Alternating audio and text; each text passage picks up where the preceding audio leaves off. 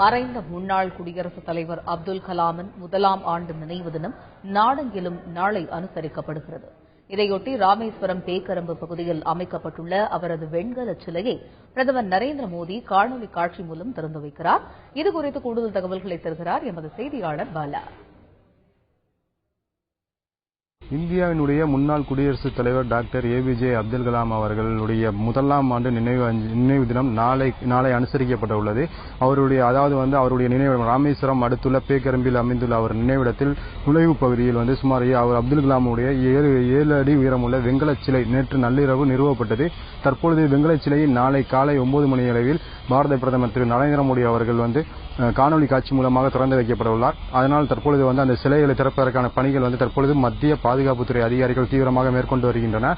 அது மட்டும் இல்லாமல் இந்த இடங்களை சுற்றி இந்த நினைவிடங்களை சுற்றியுள்ள இடங்களில் தூய்மைப்படுத்தும் பணிகளை தற்பொழுது ஊழியர்கள் ஈடுபட்டு வருகின்றனர்.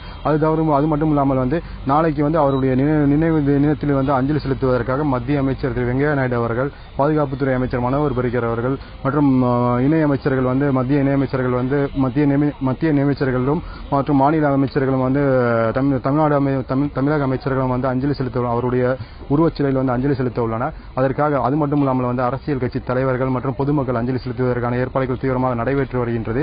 வருபவர்களுக்கு பாதுகாப்பு கொடுக்கும் விதமாக ஒரு எஸ்பி தலைமையில் ஒரு ஏடிஎஸ்பி மற்றும் 4 டிஎஸ்பி உட்பட மற்றும் 200க்கு மேற்பட்ட போலீசார் பாதுகாப்பு பணியை மேற்கொள்ள உள்ளனர். நேற்றிலிருந்து தற்பொழுது இந்த பகுதி முழுவதுமே போலீசாரினுடைய கட்டுப்பாட்டில் துப்பாக்கி ஏந்திய போலீசாரினுடைய கட்டுப்பாட்டில் வந்துள்ளது.